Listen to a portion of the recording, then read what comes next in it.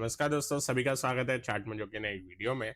और आज के सेशन के अंदर निफ्टी ने गैप फिल कर दिया, जो एक गैप डाउन हुए थे, और गैप फिल करने के बाद ओपनिंग पे ही उसके बाद थोड़ा एक डाउनवर्ड हमें निफ्टी जाता हुआ दिखाई दिया। तो दोस्तों, अगर यहाँ पे चार्ट देखते हैं तो ऊपर का लेवल जो निकल के आ रहा था गैप का, ओपनिंग पे ही जस्ट एक स्पाइक हुआ 25,275 के आसपास, वहां से नीचे आ गया। तो ओवरऑल एक्सपेक्टेड था कि मार्केट जो है थोड़ा बहुत साइडवेज रह सकता है।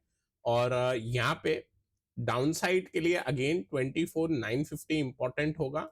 अगर कल इसके नीचे जाते तो थोड़ा बेरिश व्यू बनेगा, लेकिन उतना भी ज्यादा नेगेटिव फिलहाल पकड़ के नहीं चलेंगे। और ऊपर के साइड मेरे हिसाब से जो आज का हाई है उसको इंपॉर्टेंट मार्क कर देंगे। अब क्या होगा, अगर आज का हाई भी निकाल देगा निफ्टी, तो ये जो पुराना जो हाई है 2 दिन पहले का जो हाई बना था, उसके ऊपर जाने की प्रोबेबिलिटी काफी बढ़ जाएगी।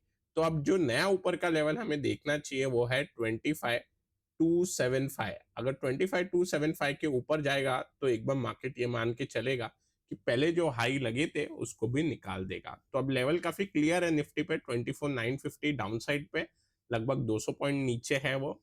और ऊपर पे लगभग 125 पॉइंट ऊपर 25,275, ये रेंज के बाहर जहां पे भी निकलेंगे उस डायरेक्शन में थोड़ा बहुत हमें 100-150 पॉइंट एक्स्ट्रा और मूव मिलनी चाहिए। अब दोस्तों बैंक निफ्टी की बात करते हैं। बैंक निफ्टी पे एक साइडवेज जैसा ही स्ट्रक्चर है, छोटी रेंज है बैंक निफ्टी की। आज रिलायंस नीचे था तो निफ्टी आईटी चल गया एंड में, तो ये चीज हमें देखने मिलती है। और निफ्टी बैंक साइडवेज था, तो ओवरऑल गैप अप तो हुआ निफ्टी, लेकिन रिलायंस के प्रेशर की वजह से थोड़ा बहुत हम नीचे आ गए।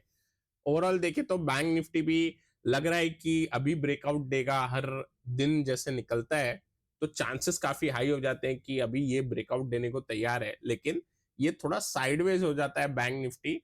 चौपीनेस हम नहीं कहेंगे इसको, ये छोटी रेंज हो गई है बैंक निफ्टी की। तो मेरे हिसाब से अब ब्रेकआउट के लिए वेट करेंगे तो सीधा 52,000 का वेट करेंगे, क्योंकि अभी काफी सारा अटेम्प्ट हो गया है बैंक निफ्टी में।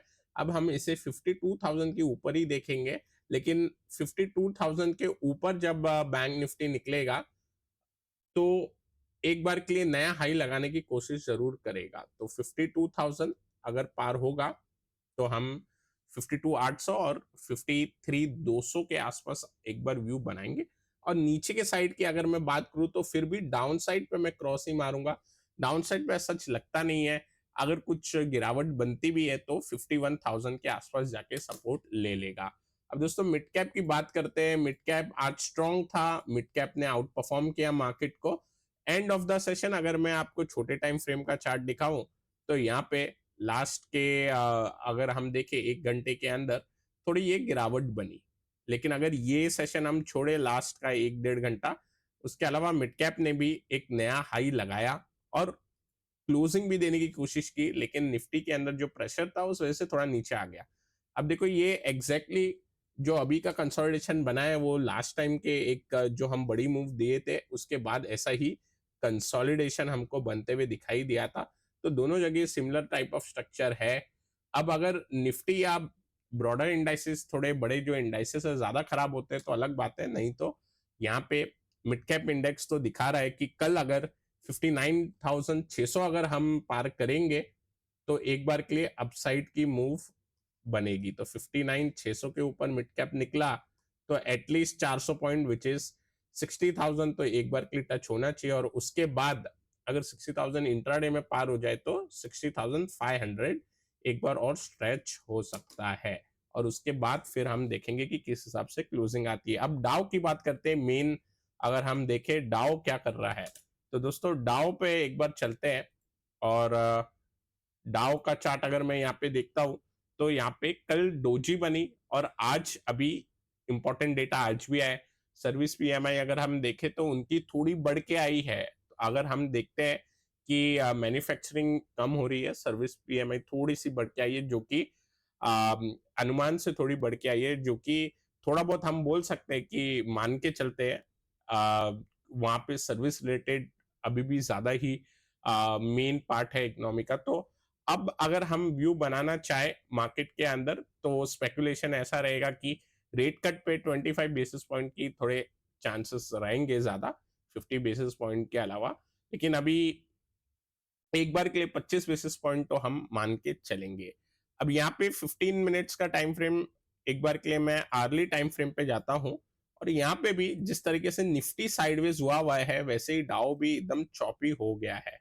अभी डाउ का चॉपीनेस अगर हम देखें, तो यहाँ पे एक चैनल का तो ब्रेकडाउन है, जो हम कल डिस्कस कर रहे थे। वो ब्रेकडाउन के बाद ये अटक गया है, नीचे जा नहीं पा रहा चैनल तोड़ने के बाद। अब अगर नीचे जाता है तो आज 40,600 तक एक बार जा सकता है, और ऊपर में 41,200 के ऊपर बंद हो जाए तो निफ्टी और बाकी सारी इंडाइसेस के लिए पॉजिटिव होगा, क्योंकि ये वापस अपने चैनल के अंदर री एंटर कर जाएगा, और अगर ऐसा हुआ तो वापस से नई तेजी के एक बार अनुमान लगेंगे। तो आज की क्लोजिंग इंपॉर्टेंट होगी डाउ की, और आज अगर साइडवेज ही बंद हो जाता है तो आई थिंक फिर हमारे मार्केट भी साइडवेज रहेंगे। अब दोस्तों बॉन्ड यील्ड पे क्या असर हमें दिखाई देता है, तो बॉन्ड यील्ड के अगर हम चार्ट देखते हैं, तो यहाँ पे बॉन्ड यील्ड नीचे आती हुई दिखाई दे रही है, और डॉलर इंडेक्स जो है वो साइडवेज है। अब ब्रेंट आज थोड़ा सा एक बाउंस दे रहा है, बट मेरे हिसाब से इसको एक बाउंस की तरह मानना चाहिए।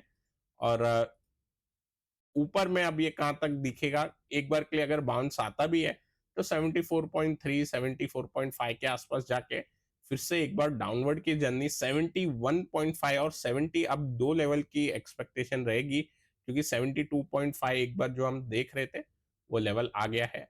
अब 71.5 और 70 के लेवल आई थिंक एक बार प्रेशर अगर बना डाउन साइड का तो वो दिख सकते हैं। गोल्ड सिल्वर, गोल्ड के अंदर काफी अच्छी मूव है, और सिल्वर के अंदर आज एक बड़ा पुल बैक बना है। अब सिल्वर का चार्ट देखेंगे तो गोल्ड से क्योंकि पीछे चले गया था, ज्यादा वीकनेस आ गई थी गोल्ड के सामने, तो आज कैचअप कर रहा है। सिल्वर 3% ऊपर है, गोल्ड 1% ही ऊपर है, तो लगभग कैचअप मेरे हिसाब से कर लेगा सिल्वर। अब काउंटर की बात करते हैं। काउंटर के अंदर अगर हम देखें तो आज एस डब्ल्यू सोलार का एक काउंटर वो आ रहा है। उससे पहले हमने कल जो काउंटर डिस्कस किया था डी मार्ट, तो एवेन्यू सुपरमार्ट ने काफी अच्छा एक ब्रेकआउट दिया, तो एक सिमेट्रिकल ट्रायंगल पैटर्न का एक ब्रेकआउट यहाँ पे दिखाई दिया। ब्रेकआउट सून था, ब्रेकआउट होने से पहले हमने इसके ऊपर एक बार चार्ट स्टडी की, और यहाँ पे आज हमें ब्रेकआउट आते हुए दिखाई दे रहा है। अब इसका जो पुराना ऑल टाइम हाई है वो बनता है 5800 5800। यहाँ तक एक बार जरूर कोशिश तो करनी चाहिए, लेकिन सिमेट्रिकल ट्रायंगल का ब्रेकआउट है, तो इसका जो मेन बॉडी का डिस्टेंस होता है वो हमारे लिए इंपॉर्टेंट होता है, और इसको हम ऊपर एक बार रखते हैं तो ये भी लगभग नियर हाई के आसपास हमें दिखाई देता है। अब दोस्तों इसके अलावा चोला फाइनेंस में भी हमने एक बार बात की थी ब्रेकआउट, क्योंकि वो टाइम पे हम देख रहे थे कि ब्रेकआउट सून पे एक कैंडल ऊपर जाके डोजी स्पिनिंग टॉप बन रही है, लेकिन अभी इसमें हमने ब्रेकआउट के बाद देखा नेक्स्ट दिन इसने थोड़ा परेशान किया, वापस से ये किधर आया, अपने पिछले जो रेजिस्टेंस था इसको एज अ सपोर्ट की तरह एक्ट करते हुए फिर आज के दिन काफी अच्छी एक मूव दिखाई। तो अगेन ये भी एक अच्छा मूव देते हुए दिखाई दिया। तो काउंटर की अब अगर हम बात करें मिड कैप की, आज क्योंकि मिड कैप के अंदर एक अच्छा रुझान बना हुआ था, तो आई थिंक ये कैरी ऑन होना चाहिए। और एस डब्ल्यू सोलार पे अब एक inverse H N S pattern, ये आपका लेफ्ट शोल्डर हो गया, ये हेड हो गया, और ये राइट शोल्डर हो गया। इसमें वॉल्यूम के साथ लगभग एवरेज की 2x वॉल्यूम 2 दिन दिखाई दी है। अब इसके साथ एक ब्रेकआउट मिला है, और ऑलरेडी काउंटर जो है वो थोड़ा साइडवेज स्ट्रक्चर में है, तो मेरे हिसाब से यहाँ पे रिवर्सल की अपॉर्चुनिटी है। ब्रेकआउट नहीं कहेंगे इसको, पैटर्न ब्रेकआउट है, लेकिन ये एक ऐसा रिवर्स करने की कोशिश कर रहा है, और रिवर्स करके ये अपने प्रीवियस स्विंग हाई तक कोशिश करेगा एक बार जाने की। तो दोस्तों ये वाला काउंटर चार्ट स्टडी पे आ रहा है जो है एस डब्ल्यू सोलार का। अब दोस्तों एक और अनाउंसमेंट मैं कर दूं, क्योंकि अभी फेस्टिव सीजन आ रहा है, गणेश फेस्टिवल पे अगर हम देखें तो एक स्पेशल हम ऑफर रन करेंगे, और इस टाइम रिकॉर्डेड कोर्सेज पे थोड़ा एक बड़ा ऑफर भी हम लगाने वाले हैं। इसकी जो भी डिटेल रहेगी वो फ्राइडे को हम पोस्ट में डाल देंगे, और बाकी हम सैटरडे वीडियो जो बनाते हैं उसके अंदर भी हम आपको बता देंगे। तो स्टे ट्यून, इसके अंदर एक अच्छा ऑफर आएगा। अब दोस्तों आशा करता हूँ कि आपको ये वीडियो पसंद आया होगा, पसंद आया तो लाइक करें, नए हमारे चैनल पे सब्सक्राइब करना ना भूलें। Till then take care, I will meet you in our next video.